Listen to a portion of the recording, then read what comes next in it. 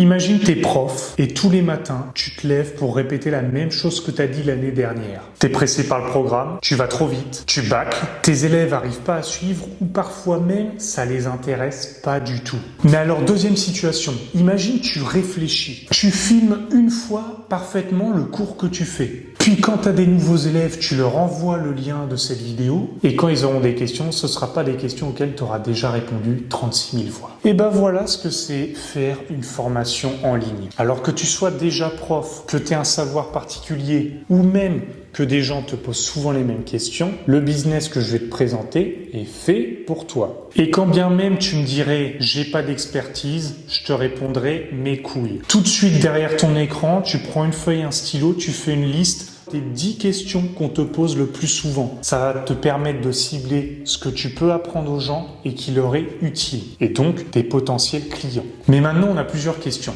Comment être payé pour ça? Où l'héberger? Eh ben, c'est pour ça que je suis là. Je vais te présenter la plateforme où j'ai hébergé mon site et donc toutes les formations que tu peux voir à l'écran. Ce site, ça s'appelle Podia. Podia, je vais te montrer tout de suite comment ça se passe. Podia, c'est donc une plateforme, un site où tu vas pouvoir mettre des PDF, des vidéos, des coachings en vente et te faire rémunérer pour ça. Maintenant, mon conseil, c'est que avant de t'inscrire sur Podia, prépare et crée ta formation. Comme ça va permettre que dès que tu fais le coup d'essai, tu mets direct en vente ton produit en uploadant les vidéos et tout le contenu des cours que tu veux mettre. Comme ça te permettra d'avoir 14 jours prolifiques et de promotion pour voir si ça marche sans rien débourser. Donc, qu'est-ce que tu as besoin pour créer ta formation? Tu as besoin de cibler un besoin. Donc, comme je t'ai dit, les compétences que tu as, les questions qu'on te pose le plus souvent. Mais comment tu vas promouvoir ton offre en mettant en avant les bénéfices? Qu'est-ce que ça leur apporte? Par exemple, moi, lecture rapide pour lire un livre de 200 pages en 1 heure. Donc là, on va chercher Podia sur le navigateur de recherche. Hop, normalement, c'est le premier lien en description. Il y a donc un essai de 14 jours.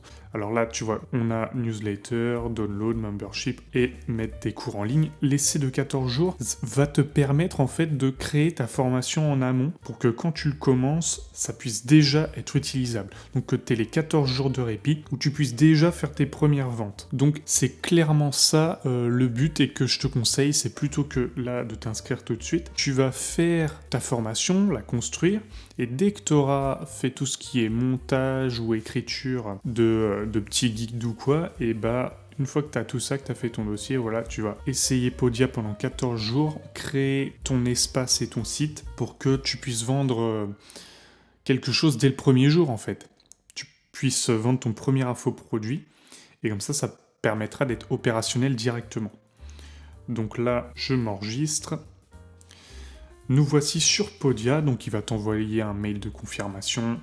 Voilà, je suis obligé d'aller confirmer parce que la dernière fois, j'ai voulu faire ça avec une adresse bidon et ça n'est pas possible. Donc, quand tu vas te lancer, il faut que ce soit déjà prêt. Voilà, il a accepté notre mail de confirmation. Notre essai gratuit de 14 jours commence. Donc là, tu peux faire un tour. Grosso modo, tu vas avoir deux catégories, l'audience, donc ton nombre d'abonnés à ta newsletter, ton nombre de clients et enfin tes ventes, donc pareil, le nombre et le total de tes revenus que ça t'a rapporté. Donc là, dans les récentes activités, il va mettre tous ceux qui ont téléchargé tes trucs gratuits ou acheté tes formations, enfin bref, un peu tout ça, même les abonnés à ta newsletter, etc. En haut, on retrouve donc la partie produits dans laquelle on va créer nos produits qu'on utilise le plus, communauté dans l'abonnement supérieur, email pour la captation d'email, les coupons, c'est les coupons réduction, l'audience, c'est tous ceux qui ont mis les mails, les affiliés, c'est tous ceux que tu auras affiliés, enfin toutes les ventes. Enfin, on va voir ça dans le détail après. Donc nous voici. Donc là, on édite le site. Ce sera plus pratique pour moi de te montrer sur mon vrai site parce que là, voilà, ça fait un peu bidon. Faut tout recommencer de zéro, grosso modo. Ça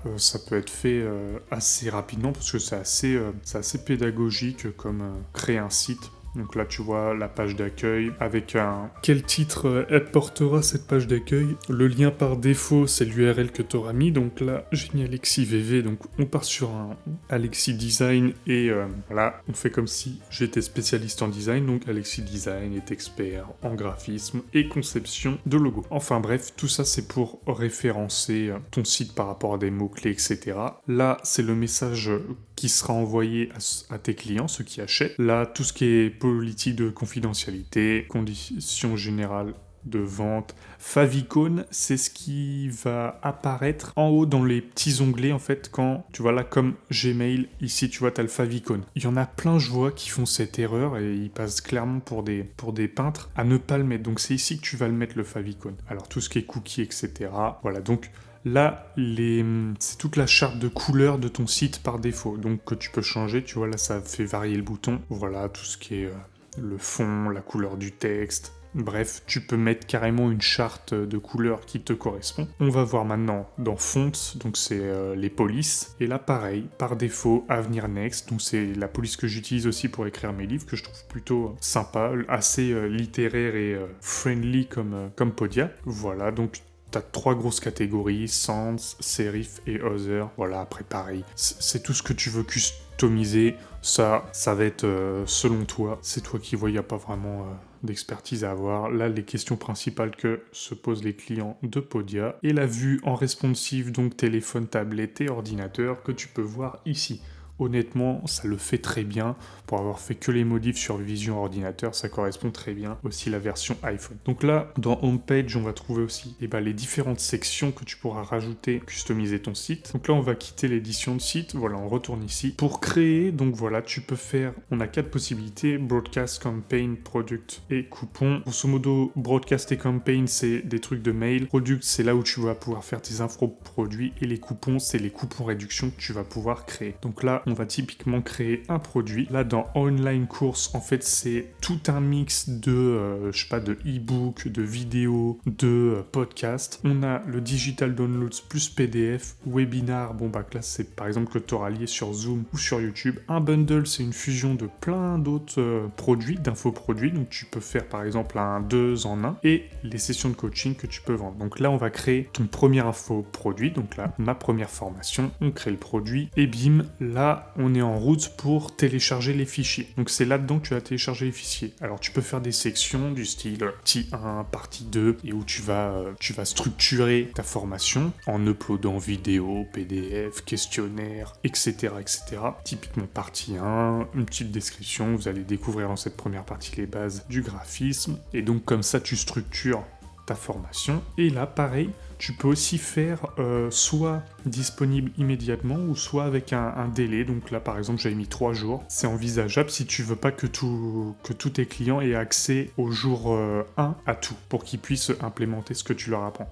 Donc tu peux ajouter du texte. Tu peux ajouter aussi une vidéo, par exemple, que tu aurais déjà sur YouTube ou même, tu vois, il te met Vimeo, Google Doc, Instagram, etc. pour en fait ne pas avoir à retélécharger la vidéo et que ça pèse moins lourd. Tu peux ajouter un questionnaire. Donc là, typiquement, je vais te montrer un exemple. Voilà, on a notre questionnaire. On fait un questionnaire rapidement. Donc là, on descend. On ajoute une nouvelle question. On pose notre question. Et là, bon, moi, je pars sur une normalité de 4 réponses possibles. Donc là, je pose ma question. Et là, on voit bien que c'est la réponse C qui sera la bonne. C'est comme ça, en fait, que tu définis quelle est la bonne réponse ou pas. Et après, en fin de questionnaire, tous tes élèves vont avoir un pourcentage de bonnes réponses. D'où vient la forme de bouteille de Coca-Cola? Voilà, on fait ça en speed. Et voilà, et on crée la question. Et en fait, on fait ça, et bah, tu fais ça le nombre de fois que tu as envie de faire de questions. Voilà, tu peux le mettre en visible ou en caché. Ici, tu vois, dans Visibility. Donc là, il est en caché. Là, j'ai mis visible. Bref, après, tu as juste à faire done pour qu'il mette à jour. Puis, on a donc ajouter des fichiers, là où tu pourras ajouter tout ce qui est vidéo, et tu peux même le faire là donc. En allant dans détail, là on a tout ce qui est titre, l'image qui va représenter ta formation, et la description de ton produit. Donc là c'est plus pour écrire vous avez tel problème, vous voudriez le résoudre, etc. plutôt que la vraie description de ta formation. Faire plus vendeur. On a pu mettre aussi une catégorie pour si jamais à un moment tu as envie sur ton site qui est un onglet catégorie. Là on va dans le pricing, donc typiquement comme j'ai pas lié à des comptes bancaires, voilà, il peut pas me mettre que le produit est payant. Donc là je change en euros, je connecte ou avec un compte Stripe pour éligible pour toutes les cartes bancaires ou avec un compte PayPal, seulement éligible pour ceux qui ont PayPal et qui veulent payer en PayPal, qui est plus sécurisé pour certains, voilà, ça dépend. Donc là, il nous a mis sur les paramètres du site. On va retourner dans produit, on fait edit, et là on retourne dans le pricing, qui est typiquement le prix. Et aussi, tu vas pouvoir mettre des upsells, donc si les personnes achètent ton produit, tu peux leur proposer d'autres produits que tu as fait, par exemple, pour un prix réduit, et tu peux en mettre à l'infini. Plus tu as de produits, plus tu peux faire d'upsell. Donc là, le statut de la formation est publié, ou alors précommande, c'est ils peuvent mettre leur mail pour être au courant. Draft, c'est qu'il est invisible. L'accès est ou ouvert ou fermé, c'est-à-dire ils pourront le voir, mais ils verront cet état. Et est-ce qu'il est visible ou caché sur ton site, et même avec une date de départ ici. Je t'avoue, j'ai jamais testé cette fonctionnalité, mais ça peut être utile si tu as envie de faire un événement particulier. Et voilà, là, typiquement, il va te répertorier tes clients et les commentaires que tu auras eu dessus. Maintenant, on va dans l'onglet communauté. Alors là, c'est dans le deuxième abonnement de Podia. Il y en a un à 40 $ en gros par mois, et celui-là à 80. Créer une communauté, bah voilà, tu vas pouvoir faire typiquement, par exemple, un abonnement de communauté. Et dans cette section mail, on peut faire ou donc des broadcasts ou des campaigns. Alors il y en a un, ça va être s'il y a une action qui est faite, tel mail est envoyé. Typiquement, s'il a acheté telle formation, il reçoit tel mail. Ou alors ça peut être un truc ponctuel, donc un truc qui n'arrive qu'une fois, où tu envoies un mail. Voilà, tous ceux qui ont déposé leur mail dans ton site. Là, tu vois, il m'empêche de continuer parce que j'ai pas mis mon adresse, donc je mets une adresse, je continue. Et là, pareil, on a une vue d'ensemble, donc le nombre de mails envoyés, combien ont été ouverts, combien ont cliqué sur le lien que tu avais mis dedans, combien ça t'a rapporté, combien ont été mis dans spam, et combien se sont désabonnés de tes mails. Donc voilà, on va dans coupon. Typiquement, créer un coupon, c'est créer une réduction, que ce soit pour un événement ou si tu le partages uniquement dans tes mails. Donc voilà, tu lui donnes un nom, c'est obligatoire, et tu peux choisir si ça arrive sur tous les produits, spécifique à des produits, et si tu fais un coupon de réduction selon le pourcentage ou selon un montant. Là, tu peux mettre une limite d'utilisation et là, une limite temporelle. Donc ça n'expire jamais, expire dans une semaine ou un mois. Et voici le coupon de créer. Donc je te conseille de copier le lien comme ça plutôt que de demander aux gens de l'écrire. Ça m'est arrivé plusieurs fois ce problème, et si tu veux le supprimer, archive coupon. Quand on va dans audience, là, et ben ça te répertorie tous ceux qui ont mis leur mail sur ton site. Donc tu peux ou importer des abonnés que tu as déjà, ou exporter cette audience que tu as là. Le nombre de mails, le nombre de gens qui ont acheté et le nombre d'abonnés. Ensuite, dans la section abonnés, là pareil, ça va être l'abonnement 2 à 80 $ par mois. Donc là, tu vas pouvoir ou inviter des affiliés, ou même exporter cette base de données d'affiliés. Donc là, on a tout ce que tes affiliés t'ont rapporté, en nombre de ventes, en commission que tu leur dois, etc., que tu paieras généralement par PayPal. Là, tu vois, on a le nombre de ventes qui t'ont apporté, les affiliés qui ont le plus participé, et tu vois leur taux de clics, nombre de clics, etc.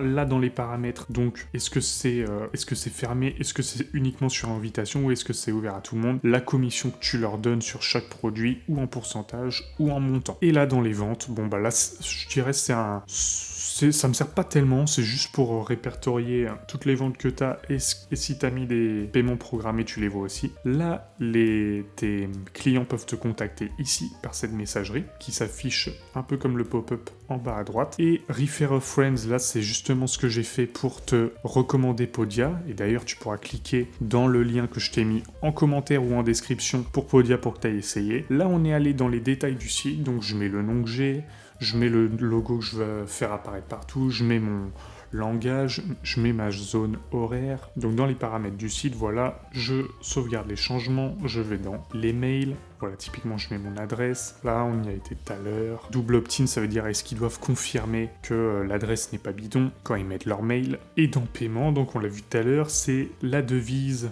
et tes comptes ou PayPal ou Stripe. Là, c'est les intégrations que tu peux faire, par exemple pour un coaching Zoom, ou même, voilà, on a plusieurs applications. Je les connais pas toutes, mais par exemple, Mailchimp, c'est une application qui te sert en fait pour les mails. Et voilà, Zapier, c'est pour faire des connexions automatiques entre les différentes applications. Dans la partie domaine, là tu vois, on a le paramètre on a le domaine par défaut, donc AlexiVV, que je vais transformer en alexidesign.podia.com, ça c'est libre, et tu peux même mettre ton nom de domaine customisé. Dans la partie Analytics, donc c'est pour tout ce qui est pub et donc voir d'où viennent ton trafic. Donc les pixel ID, c'est à ça que ça correspond. Et même là pour traquer. Dans la partie message, donc tous ceux qui peuvent t'envoyer un message, ou tout le monde, ou seulement tes clients, ou certains nombres privilégiés. Là, ton équipe, c'est tous ceux à qui tu donnes accès. En allant dans les paramètres du compte, donc là, là tu vois typiquement, il y a l'apparence qui, tu peux changer. Tu peux mettre donc prénom, nom et la photo. Là, tu peux mettre les notifications que tu reçois par mail, donc ou ceux qui ont uniquement acheté. Enfin bref, il y a toute une palette. Là, si tu veux changer ton mot de passe. Et enfin, la partie facture. Donc là, tu as 3 types d'abonnements, ou celui à 40, ou celui à 90, et à 200. Donc tu as plusieurs fonctionnalités qui te permettent de faire plusieurs choses, mais honnêtement, le premier abonnement est suffisant. Le deuxième peut être aussi utile, mais moi je te conseillerais le premier pour commencer. Et surtout, si ma vidéo t'a aidé à comprendre ce qu'était Podia, et n'hésite pas à cliquer sur le lien en description ou même en commentaire épinglé pour toi aussi aller voir tout de suite ce que c'est. Là, on a très bien balayé tout le site, ce qu'on pouvait faire. Honnêtement, c'est pas très compliqué, c'est assez friendly. Et oui, si tu souscris direct par an, tu économises 2 mois. Donc selon les abonnements, ça te fait économiser 2 mois. Donc pour le premier, $80 par an. Pour le deuxième, $180 par an. Et l'onglet que j'utilise le plus à titre personnel, c'est l'onglet Product où je crée le plus de produits qui me sert beaucoup. Ceux que j'utilise le moins, c'est quand même Community, Sales, Audience, vraiment Product et celui sur lequel je clique tout le temps. Voilà, ce tuto est terminé et je vais te montrer sur une autre vidéo donc comment j'édite mon site. Et n'oublie pas, si mon tuto t'a plu, de cliquer sur le lien pour aller voir Podia. Et voilà. Donc si tu veux aller voir le site de Podia, je te l'ai mis en commentaire épinglé. Et si tu veux avoir un accompagnement plus poussé, savoir comment faire pour créer ta formation, comment l'héberger et aller plus en détail sur tout ce qui est montage, création de site et design, tu peux rejoindre ma formation qui s'appelle tout simplement Créer sa formation de A à Z. Arrête d'enregistrer, toi, fils de pute! Et si la vidéo t'a intéressé et que tu veux savoir comment créer une formation grâce au mind mapping, je te renvoie tout de suite sur ma vidéo comment je prends des notes. À tout de suite. Donc nous voilà sur mon site, on va donc voir comment je fais pour modifier le site et donc changer les différentes sections. Donc là tu vois, c'est la page d'accueil. Donc moi, généralement, tu mets une bio pour te présenter, tu as ton menu en haut. Il faut que tu fasses, le publish en haut pour à chaque fois sauvegarder tes modifs. Là donc c'est toutes les formations qui se suivent. La newsletter, que les gens peuvent s'inscrire, newsletter, tu vois. Donc pareil, hein, t'as l'emplacement texte, enfin bref. La partie product, donc là où tu peux lister toutes tes infos produits. Et là donc la partie témoignages. Donc j'ai fait des screenshots, j'ai mis dans une section qui s'appelle grid. Et donc après les screenshots, voilà, je les ai tous mis selon les avis sur mes livres, selon les avis de mes formations, selon mes vidéos sur YouTube. J'ai fait un top classement aussi des meilleurs lecteurs. Voilà les différents résultats de mes élèves. Voilà, c'est ça le site. Et puis en haut, voilà, t'as les différentes pages. Donc que tu peux faire new link et après leur mettre un lien personnalisé comme j'ai mis là, tu vois, et que tu peux customiser comme tu veux, c'est-à-dire que tu peux lui donner le nom que tu veux en gardant la racine de ton URL principal. Voilà, bon là je laisse le menu en mode normal parce que sinon c'est dégueulasse. Donc le menu, ça c'est le header, et donc là t'as tous les infos produits que j'ai fait. Il y en a qui sont pas visibles, il y en a qui sont visibles et il y en a qui sont en préparation, et t'as les différentes catégories dans lesquelles je répertorie les infos produits, voilà, pour me retrouver. Puis si un jour je veux mettre en place sur une page des endroits catégoriques pour que les gens s'y retrouvent mieux, voilà. Et donc si on veut créer une nouvelle section, par exemple, tu vois là je vais mettre une autre section, mettons appuyons sur product, et voilà, ça va nous les mettre tous en vrac et en mode un peu dégueulasse comme ça. Donc je vais le supprimer, voilà, et je vais en rajouter un autre. Par exemple, si j'ajoute la bio, voilà, ça fait ça. Tu peux ajouter du texte, une image qui a toujours du texte, une vidéo avec du texte. Le feature, bon là c'est pour juste choisir ponctuellement un produit. Ça n'a pas grande nécessité, j'utilise quasiment jamais ce modèle de section, donc je vais le supprimer. Et donc voilà, grid, c'est un peu plein de blocs, voilà, catégorie, plan de communauté, si tu fais des abonnements ou quoi, une FAQ. Et donc je fais done pour quitter et publish pour sauvegarder les modifications.